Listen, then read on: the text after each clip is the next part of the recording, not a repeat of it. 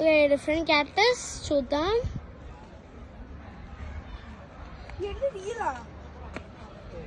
అవునన్న cactus garden ఏదో code అంటారు దాన్ని. ఏంటిది అది? గినికోడ్ అంట. Cactus garden. ఇక్కడ బోర్డు కూడా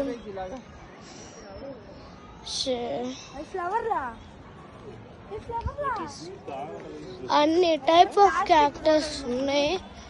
చూద్దామా. ఇదిగో ఇదో టైప్ పేర్లు ఎలా తెలుసుకుంటారు. అక్కడ బ్రాంచ్ల పైన మొత్తం క్యాక్టస్.